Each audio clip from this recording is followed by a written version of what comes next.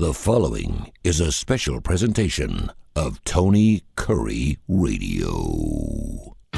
Keep your mission on your mind and your mind on your mission. This is Mission Minded with Michael Coleman. Welcome back to another edition of Mission Minded. Keep your mind, your mission, your mission, your mind. He is Michael Coleman. He's the CEO of the Montgomery Area Food Bank. That's MAFB.org. They carry 35 counties in the wonderful state of Alabama and working through Feeding America, do wonderful work. I'm Tony Kurre, and this is a show about non-for-profits, about business. We take emails, info@TonyKurreRadio.net. And of course, as always, you can hear the show at least 5 times a week on the TKR app, Tony Kurre Radio app. And thanks to thousands of folks who've already downloaded that app. Be one of our big old traditional family of rockers who like to not only do some classic rock, but listen to some great programming, unique programming as well. And of course, you can also check us out on the Tony Kurre Radio podcast and network, wherever you get your favorite podcast. All the shows are up. Michael, how you doing, brother? Everything good? We're actually recording this day on Memorial Day. We work on holidays around here, but welcome to the show and thanks for being part of it.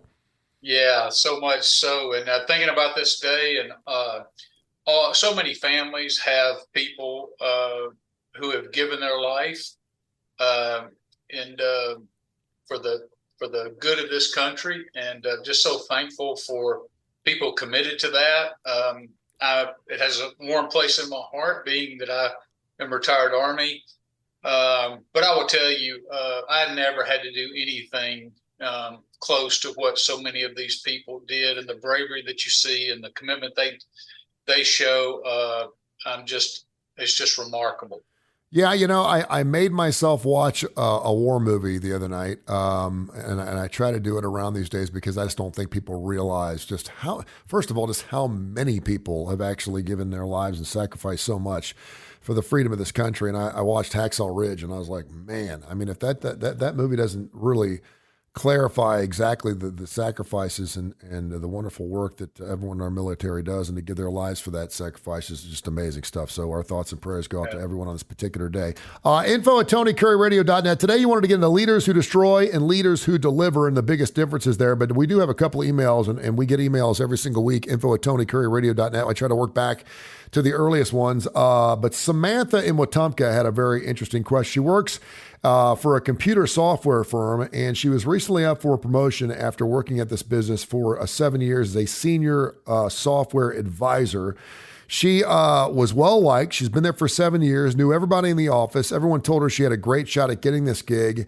And then she didn't get the promotion. They hired a gentleman who was just hired in the firm about a year ago, and she is absolutely distraught. And I'm paraphrasing here because it goes for about a page and a half. She doesn't know what to do at this point. She loves where she works. She's been there forever, but she just kind of saw in her dreams and in her progress of this job that she was going to get this promotion. She felt like by talking to other senior advisors that she had a great shot at it, and it fell apart. And now, quite frankly, she said, I'm filled with resentment. Michael, she said, Michael, what should I do? Well, I certainly understand that. I think the best thing I could encourage you to do is sit down with the decision maker. Yes. And get a calendar on his or her. Get an appointment on his or her calendar. You need to write out, express everything, because first, before you go in there, and I'm talking about a day or two prior, where you want to write everything out to help get your emotions and help get a very clear focus on what you want the meeting to be about. If you go in there full of resentment, it is very likely that as those emotions start to be released, you're going to be all over the place. Yep. And so what you want to be is very much under control. So you need to release those emotions. And I found that whether you journal or whatever, or type up emails you never send out, just writing it down. But if you go through that exercise, not only will it help you get rid of some of that emotions, but it'll help you prioritize what your true issues are. And so when I think you go in there and sit down with the boss, you're able to articulate, okay, there's 3 issues that bother me, and they all revolve around me not getting the promotion. And number 1, I had seniority to this person. Mm-hmm. Number 2, and then you just are able to articulate the things that are in your favor. And then when that leader speaks back to you, then really weigh what that person has to say. When you do, then I think I would really encourage you not to go talk to other leaders within the organization, because it can look as though that you're trying to create disharmony, if you will. You're trying to almost get back at the company. And I know that's not what you're trying to do. You're very likely, and I totally understand it. You're trying to get to the heart of why you didn't get that promotion. So I would take what they say, and then you need to evaluate that. And you need to say, were they being honest? Did they identify what I could do, what kept me from getting the promotion? So an example might be if they say, well, this position required this level of technical expertise that you have not yet obtained. Mm-hmm. And this person was certified in this. I mean, that would just be an example. However, if they cannot lay out for you why, in a very clear way, somebody who'd been on the job for a year was promoted ahead of you, and you've been there for 7 years, and you have good evaluations, you have the respect of the company, which you lay out in your email that you do, then you've got a decision to make as to where you go from here. And if you genuinely feel like that there are other reasons, such as you're a woman or might be a person of color, I don't know what the reasoning is. And if you legitimately like, there's no real reason, there's no really good reason why I didn't get that promotion, then, and your boss doesn't share that with you, then you can, and that's what it's for. You can go to the EEOC and file a complaint. Now, here's the thing: you can do that. And you're actually protected. They can't come back and fire you because that's considered retaliation. Well. So, and I've had somebody do that to me before. There was a woman in a previous job who felt like that she should have been making more than what 2 other people were making, and I had to give an account for that as to why she was not. Now, it worked out in our favor, but that's the bottom line for you is, look, if there's a legitimate reason, just tell me the legitimate reason. But if it's not a legitimate reason, then I would encourage you, if it's going to bother you, which obviously it does, you force their hand and make them come up with a legitimate reason, which an EOC complaint would do. And then at that point, you have a decision to make. Can I stay with this company, or do I move on from this company? Do I further pursue legal action if you felt like it was biased in any way? But that's the process for you moving forward, I think. Yeah, Michael Coleman, Montgomery Food Bank. This is mission minded. This is really interesting. So, can a decision maker hire somebody over another individual just because they like them better? And what I mean by that is they just see more upside. Maybe they're more extroverted. Maybe they have the same characteristics or personality as the boss has, and says, listen, I think this person is going to utilize his position at a much higher level than you, despite the fact that you have equally the same amount of expertise in that area. Can that happen? Yeah, it happens all the time. The problem is, how is it articulated and how is it presented? So the reason the EOC, I mean, there's an unwritten bias that we all have. If we like people who think like us, who have the same personalities, it may be the same gender, where you feel like, hey, I can get behind closed doors and we can have good old boys, whatever it is. Nothing intentionally anti-woman, nothing intentionally against somebody, a person of color. I mean, it happens. You could be a woman and you want just women in leadership. You could be an African-American and you just want to hire African-American leadership. But I think what the whole point is everybody deserves a fair shot. And if you have to give an account in our world, even though Alabama's a right to work state, you have to give an account if you elevate somebody over somebody else and that person is in a protected class. And the reality is everybody who is not a white male, in essence, is in a protected class. You're either because of your gender or because you're a person of color or ethnicity, whatever it may be. It could be your religion. I've been in situations where somebody didn't want to hire somebody because they were more Protestant and this person was Catholic, and they didn't want to hire a Catholic, and but ended up having to because they brought up the person's religion in a interview and left them wide open for a lawsuit. So I'm saying biases happen all the time. I think you go in there, you have an honest conversation. If you feel like your boss is being honest with you, you felt like, well, this person was just more qualified, but I think they owe you that answer. Then you have a decision. Do you accept that? Do you feel like, okay, he does have more, and so I get it, I just have to get over it? Or I'm not satisfied with that answer. I don't believe he has more. I've put more into this company, and I think I've been done wrong, and I want a greater accounting than what this business owner is giving me. And that's what EOC is about, is giving you that recourse. Yeah, and let me ask you this, and a follow-up question to Samantha. He is Michael Coleman, the CEO of the Montgomery Area Food Bank. I'm Tony Kurre. This is Mission Minded. You can hear the show 5 times a week on TKR. Is there ever a situation as an employee where you should go in and say, if I don't get this promotion, I'm leaving, even if you don't have a backup job? Is that ever a good thing to do? Ooh, I will tell you. I mean, you're calling a bluff, right? I mean, you need to know where you are in that organization before you go there. And it certainly helps to have something to fall back on. But I know a lot of people that have done it. Yeah. I mean, that goes back to one of those, I would never advise somebody to do that. But I get it if somebody is like giving everything they can to this company and they just feel like they're just being totally ignored.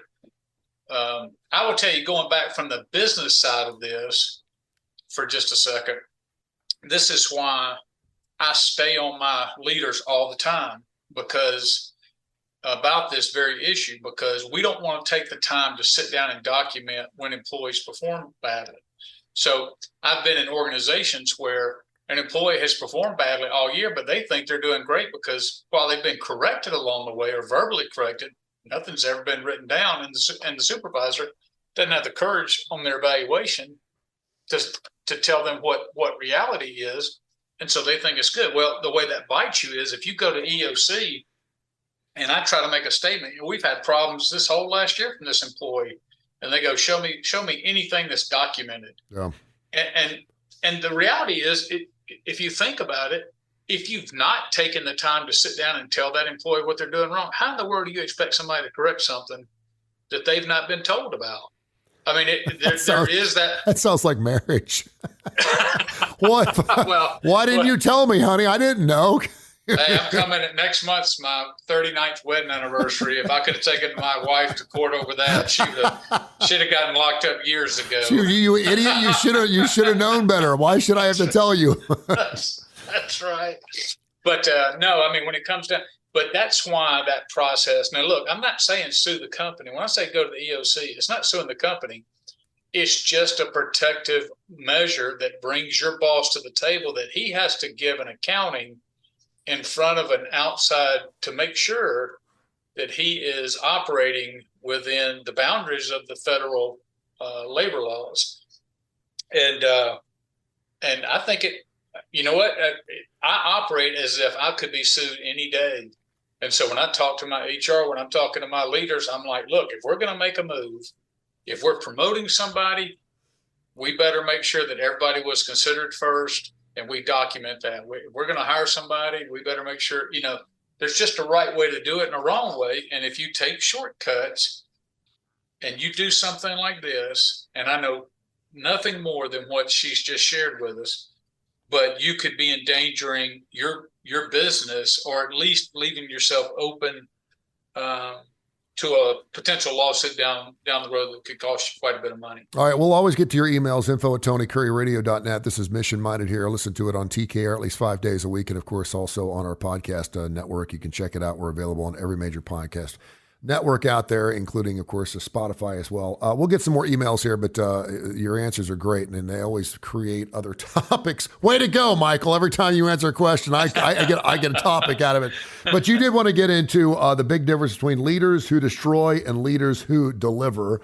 Please explain yourself, and where did you come up with this idea? Yeah, so I'm reading stuff all the time, and there's just some great graphs out there. And sometimes when I see stuff, I look at it and I measure myself against it, because as a leader, I know that I've got room I can improve on. And so I look at what these things are, and then I try to do an honest evaluation. And sometimes it's very difficult because I always evaluate. I think we're guilty of this. We like to evaluate ourselves. When we evaluate ourselves, we take into consideration what our motives are. And when we're evaluating other people, we tend not to look at their motives. We tend to just look at their actions. And so that's why we tend to judge other people more harshly and ourselves more lenient, with a lot more lenience. But I just look at some things. This is not a determination of how well I'm doing at it, but just things I really stand out. And so I thought, hey, I just want to share this because I know it's a big deal to me and it's a big deal to my employees. But so it's not everything on this list, but one of the things that I think we are terrible at is leaders who deliver, boy, they share the maximum amount of information. Now, let me tell you, this is a thing that my employees will tell me. If you talk to my HR, she will tell you, this is some of the greatest things Michael does and some of the worst things Michael does, because I love being transparent, and it brings accountability to me. So I like let my leaders know. I tell them things that really they don't have to know, but I like sharing information so it helps them see a bigger picture, and it's showing that I trust them with this information. And I'm not talking about sensitive information like other people's salaries and things like that, but just constantly talking to them about bigger things, bigger ideas, bigger plans, and not just spoon feeding it down. I want them to have the full picture of where we're going. But then sometimes I do that, and I may inadvertently share too much information, which makes my HR just cringe, because she's like, oh, I wish you hadn't said that because you did that. So I'm very guilty in that. But if I'm going to err, I'd rather err on giving too much information and not just saying, well, I'll answer your question, but I'm gonna just give you as little as possible. And I think from a morale standpoint, if somebody comes to my office and they ask me any question, I never, unless it's just a HIPAA protection question or something so sensitive like somebody else's salary, I'm going to take the time to sit down and explain to them why I made the decision that I did, all the things I took into consideration, which again goes back to the very thing we're talking about with this email, with our last email caller, when she said if her boss would have called her in and said, I know you've been here 7 years. I know you're up for a promotion. I chose this person. Let me share with you why. And then maybe he could have said, but you're so valuable. Maybe he throws in an extra week vacation. Maybe he gives her a raise anyway, but at least considers her a valuable employee, but not saying anything to her. Now it's created this resentment because now she has to go pry for information. So, I mean, that's a great example of where more information and you taking the time to share with employees is ultimately better in my view. Does that paint a weird picture though for an employer to give a perk to a person who doesn't get a promotion though?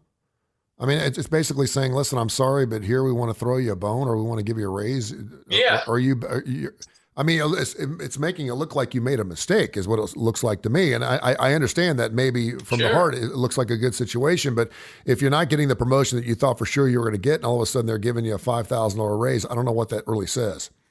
Yeah, no, I get that. I mean, so let's say, for instance, I've got somebody who maybe on the surface, I know all things being considered probably deserves, but I've got this home run hitter that I've hired, and I know long-term he's going to be a better fit. Yeah.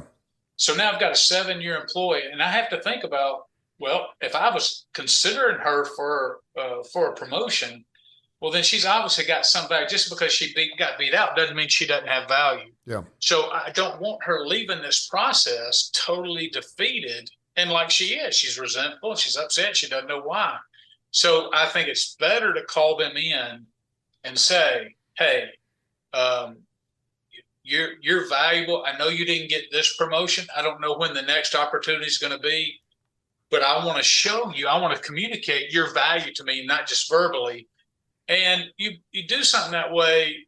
Again, it's not to manipulate, but it's to communicate that even though you didn't get the promotion, you have incredible value to this company. And I think a soft raise or something given to them shows respect, and you're paying respect and showing them dignity and showing them, hey, you don't want them to leave. I mean, right now that boss, I'm assuming he thinks she's a valuable employee. He's in danger of losing her, and he may not even know it. Yeah. There's a lot of difference. He's Michael Coleman. This is Mission Minded, a great show we do every single week, runs 5 times in the TKR app. And thanks to everyone who's download the app TKR through Apple and Tony Curry Radio through Android. There's a lot of people that are in their businesses, and we're talking about leaders who destroy and leaders who deliver, that are team leaders. They don't have a title, but they're known as a team leader. I was certainly that in the radio world for a long period of time. We had morning show people that you would think would be leaders because they were the morning show people, but I was the afternoon guy, and I had a lot of leverage and, of course, a lot of equity in my company because I was there for so long. And then you have leaders who are paid like leaders. They're general managers, or they're, in this particular case, a senior software advisor or whatever, and they have their management. They have people underneath them that must report to them. I guess that's the biggest difference. Being a team leader, no one had to report to me, but when you have people reporting to you, is there any type of, we talked about this through AI last week with Indeed and Monster and all these different places where you can get job hiring. Is there any type of psychiatric or psychological evaluations that go along with hiring a leader? And the reason I question that is we've all worked for some really lousy bosses that, quite frankly, were not good people persons. They just weren't good people. Sure. They just did not know how to navigate issues and the trauma and things with employees. Is that something that is evaluated in the business world we're in right now before you hire a leader? It's very difficult because you have formal leaders and informal leaders. So there's the guy who's the boss because he's in a certain position, but he's not a good leader. He's not effective. Then you got the person maybe that's on the floor, that's part of the group, that's the informal leader, where everybody else is going to take their cues from him. And that's very hard. If that person wants to leave, it's very hard for him to put that in a resume in a way that conveys his value or the potential value that it would come. I mean, you look at a lot of people who are leaders, just look at professional sports. Lots of times they'll bring an older guy on a young basketball team or a baseball team or football team because they bring maturity, they bring just that sense of calmness over the course of the season, just having them in that presence. But they're not getting paid like the star quarterback. They're not getting all those kind of things, and they're happy. They're perfectly happy in that role. They're very valuable, and so companies need to do a better job of recognizing those people. And even though they're not, because they may not want to move up and take on like a formal leadership, they may be happy being on the line. But man, you can't diminish their value because they can influence so many other. They're your voice to the other guys, keeping them motivated. It's not the person you're paying to do it. It's that informal leader. And so it's really important that we, recognize those people in your organization. I have one that we asked to take on a higher leadership role. He said he didn't want to, but wanted to be here a part of the organization. And he's somebody that we count on. I can go to him with anything. He's just not interested in being higher up. But I tell you what, he still got a raise at the end of the year because I know how valuable he is. There you go. He is Michael Coleman. It is Montgomery Area Food Bank. They cover 35 counties. They work with Feeding America. They do wonderful work. We're talking about leaders who destroy and leaders who deliver. I did want to get to this last email only because we just got some resolution to this particular situation.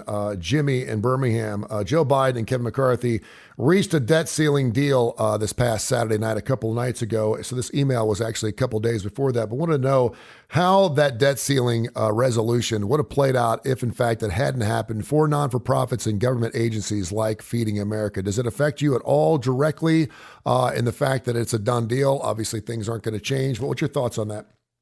Yeah, so anything that I remember in the military, when I was in the military, so I was part of this government entity, obviously, and if they were arguing over those kind of things, that sometimes it could delay your paycheck, or there was the threat of a delayed paycheck and stuff like that. Given the fact that we're in the food banking game and we deal with the USDA and dollars and things like that, yeah, those kind of things, it can affect it and can kind of slow down those processes, which again ultimately hurts the very people in our communities all across the United States that we're trying to help. Other than that, your average nonprofit that's doing your work in community is not dependent on government funds. I mean, you'll have like homeless shelters sometimes that'll get HUD dollars, but that's usually been budgeted out, and so that's usually not going to be affected.